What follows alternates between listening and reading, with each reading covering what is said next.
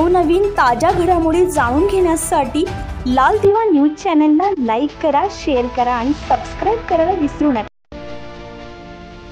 क्रांतीसूर्य महात्मा ज्योतिराव फुले आणि ज्ञानज्योती सावित्रीबाई फुले यांच्या भव्य स्मारकाचे अनावरण आज नाशिक येथे मुख्यमंत्री एकनाथ शिंदे यांच्या हस्ते संपन्न झाले। यावेळी बोलताना मुख्यमंत्री म्हणाले की फुले दाम्पत्य हे सामाजिक समतेचे प्रतीक आहे, त्यांची स्मारके प्रेरणादायी ठरतील। नाशिक महानगरपालिकेतर्फे मुंबई नाका येथे स्मारक उभारण्यात आले। या सोहळ्याला उपमुख्यमंत्री देवेंद्र फडणवीस, उपमुख्यमंत्री अजित पवार, पालकमंत्री दादाजी भुसे, अन्न नागरी पुरवठा आणि ग्राहक संरक्षण मंत्री छगन भुजबळ यांच्यासह अनेक मान्यवर उपस्थित होते। मुख्यमंत्री शिंदे म्हणाले, महात्मा फुले आणि सावित्रीबाई फुले यांनी शेतकरी, कामगार, महिला आणि कष्टकऱ्यांसाठी आपलं जीवन समर्पित केले।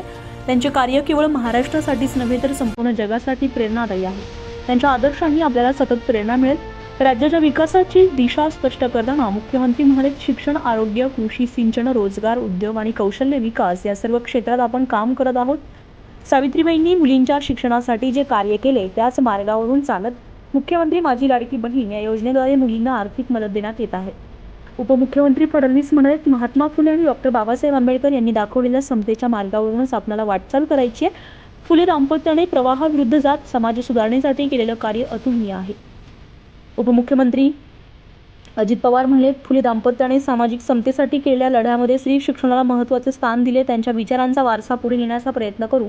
फुले दाम्पत्यांना भारतरत्न पुरस्कार मिळावा यासाठी आम्ही पाठपुरावा करू।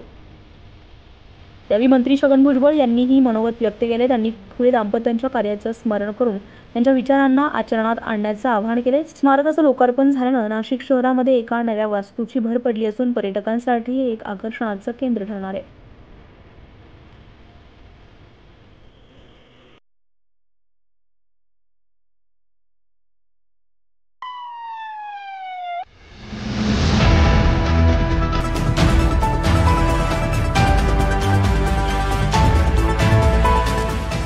नवनवीन ताज्या घडामोडी जाणून घेण्यासाठी लाल दिवा न्यूज चॅनलला लाईक करा, शेअर करा आणि सबस्क्राइब करायला विसरू नका।